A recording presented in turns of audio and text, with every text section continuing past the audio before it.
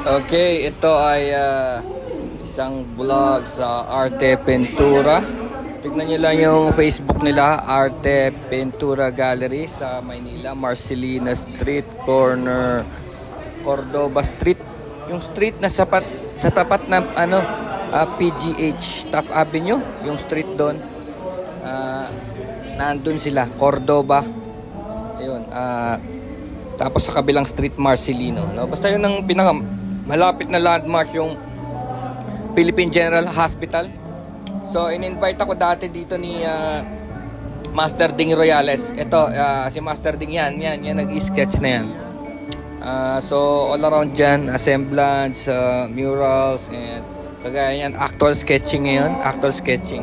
So, malayo to sa akin, malayo. Maynila, Marikina ako. So, in-invite ako. So, go lang ng go. Kasi sasabihin ko sa inyo, mga fellow artists, it's better to show up than to be so talented, no? Maraming artists dito sa Pilipinas na so talented pero wala siyang exposure. Wala siyang exposure sa tao, sa internet. Marami siyang mga artwork na nakatambak sa bahay, no? Kasi gawa siya ng gawa. Kasi it's some kind of therapy and some kind of parang yun ang worth mo sa buhay, no? Parang yun ang mission mo sa buhay, mag-paint ng ideas mo, no? And hopefully the big world market will appreciate it. Yun ang gusto natin eh. Isip natin na someday the world market will appreciate your art. Pero kung nagtatago ka lang, mahirap. So tandaan nyo, it's better to show up. So I'm here. Nung nagpunta ako dito is galing pa nga akong work noon, wala pang tulog pero go pa rin.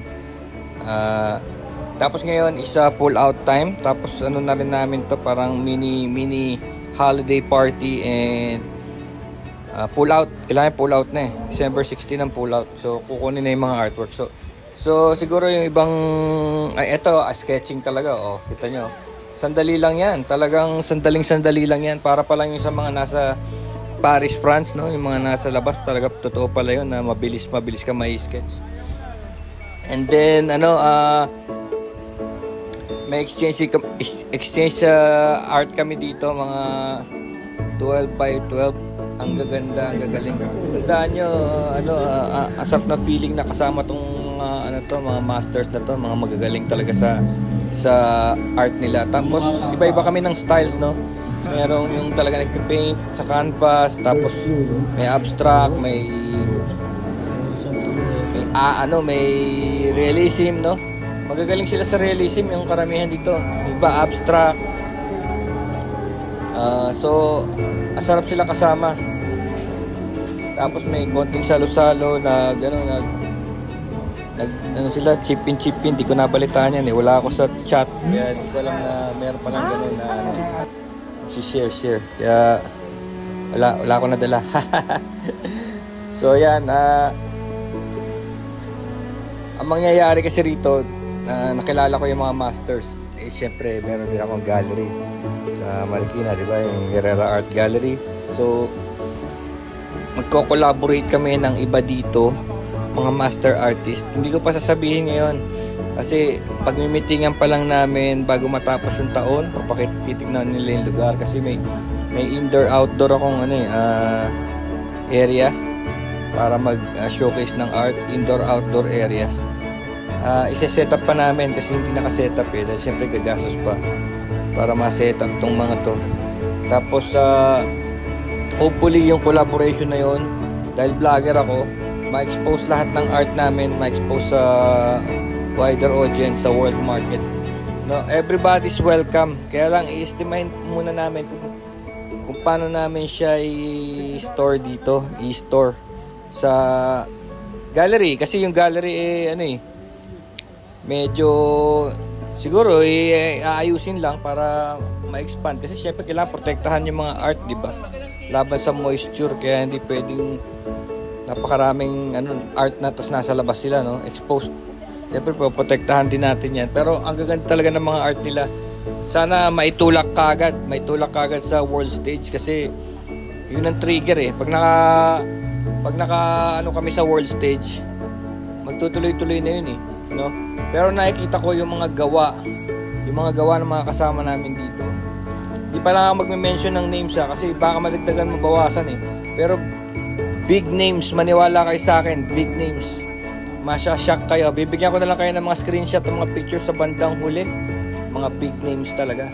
Yung mga art nila ay nasa nasa mga prestiyosong mga gallery na, no? Nasa prestiyosong gallery na. Tapos magugulat ka, magkakasundo ko talaga kami nila mga kasamahan ko na to dahil napaka-humble nila, napaka-humble.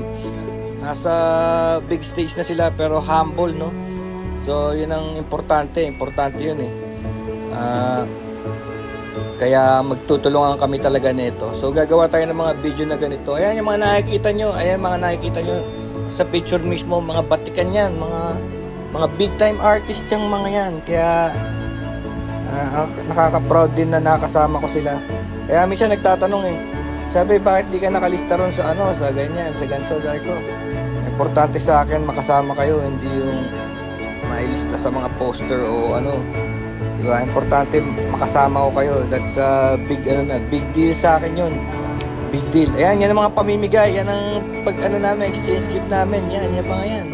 Galing Sabi mo, art for art. Tapos of course, live sketching.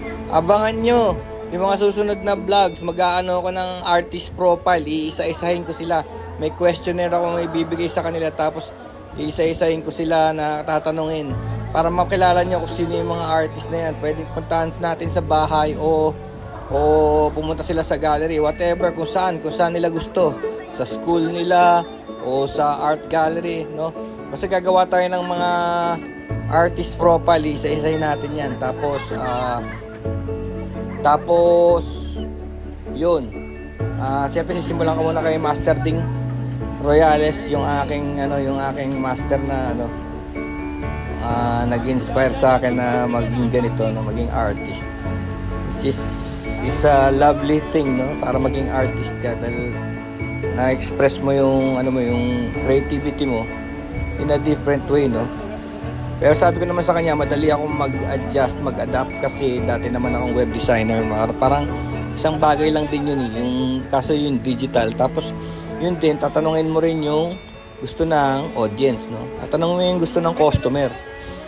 Para makakuha mo yung, syempre, yung paying customer din, di ba? Hindi naman magbabayad yung customer ng ayaw niya yung nakikita niya, di ba? So, magaling ako doon. Throughout the years, nakakuha ko yung gusto ng customer. Kaya lang iba kasi palang artist, nalaman ko na lang na radical pala sila, no? Yung minsan yung gusto ng customer, ayaw nilang sundin, gusto nilang sundin, no? So that's not good for business. That's not good for business, no? Kasi syempre hindi bibili yung customer nang hindi niya gusto yung nakikita niya, di ba? Especially pagka matataas ang presyo. So dapat meron ding middle ground, no? Dapat may middle ground din, no? So minsan dapat meron tayong yung kung ano latest na nangyayari, trending, kung ano yung mga litratong trending, yun ang gagawin natin, di ba? Para sumasabay naman sa uso. Kasi napapansin ko yun sa as a vlogger throughout the years, no? Nakikita ko na nagtitrend yung mga video ko na napapanahon. Let's say pumutok yung Taal. So yung video ko tungkol sa Taal, lahat ng tungkol ko sa biyahe sa Taal, pumapatok. Kasi pumutok yung Taal, no? So mga tao nagsa-search ng Taal volcano. So magpapap yung mga video ko ng Taal. You know what I mean, no? Parang sa trend may kasabay ng mga trends yung mga nangyayari. So ganun din sa art. Kung halimbawa sino bida ngayong instance na to, yun ang gawin natin, di ba? May tema doon para yung mga tao naghahanap ng tungkol doon. Sila yung medyo emotional sila sa pangyayaring yon o sa tao na yon, yun ang gagawin para at least malapit doon. Parang merong tinatawag nga namin na parang merong kang bread and butter. Tapos pagka nakaluwag-luwag ka na, gawin mo na yung gusto mo. Gawin mo na yung gusto mo na maaaring maganda sa paningin mo, maganda sa sa welfare mo, pero actually baka matenga, no? Baka matenga yun na wala masyadong bumili. O kaya kung meron ka naman talent, gaya kung meron ka talent na sometimes by explaining, may didikit ko yung art mo sa nangyayari ngayon. You know what I mean? No? Parang ididikit mo siya. Gagawa mo siya ng storya. Gaya ng ginagawa ko ngayon, di ba? Ayan, lahat yan, mga pinamigay lang yan. Mga sa art lang natin yan ngayon. Di ba, ang saya? So, nangyayari dun sa Ahera Art Gallery, dito sa gallery natin. Actually, mag-opening kami magkakaroon kami ng opening sa 2025, no? Yun, share kami dito. Go-opening dito. So, ang detalye, soon, meeting pa kami. Tapos, ayan, nakikita niyo yan, mga big artists yan, big names. Malalaman nyo lang mga names niya, yung mga gawa nila, oh. Ayan, oh. Imagine that. Imagine those art. Yan. Kung kilala nyo sila, good. Pero hindi ko muna sasabihin ng mga names nila. No? So, yan ang mga kasama ko next year, di ba? So, nangyari yun dahil nagpunta ako dyan sa Arte Pintura Gallery, no? So, yung collaboration na hopefully makausap ko si Ma'am Flor, may collaboration pa rin yung Herrera Art Gallery tsaka yung Arte Pintura Art Gallery kasi Maynila naman siya. Ako naman Marikina, no? So, pwede tayo mag-share ng mga exposure ng mga arts kung ano yung nasa art. So, pag may opening siya dyan, pupuntahan ko para may vlog, no? Mga ganon. Hindi natin iiwanan yung mga pinagdaanan natin kung saan tayo napupunta, no? Hindi, walang rivalry, kumbaga lahat tayo expose natin yung sining, yung art sa buong mundo, no? And I believe I can do that dahil lagi ako nagba-vlog, no? So tagal na akong vlogger, so nakikita ko na rin yung mga niche kung paano i-expose yung mga bagay na to. So, pwede tayo mag-live para makita natin kung gaano kaganda yung mga art na to. Tapos kung meron kayong makikita, ayun, kontakin natin. Napakagaling nila. So yun muna sa ngayon. Talagang abangan natin 2025, mag-show dito sa Herrera Art Gallery. Okay, let's see how it goes. Lalo na ngayon kasi wala pang benta, no? So pag nakabenta na, madali na lahat yan, kung ano yung mga projects, kung paano tayo expansion. Kasi dito sa location ng Herrera Art Gallery headquarters, malaki yung property. Yun nga lang, hindi naka-ready for art, no?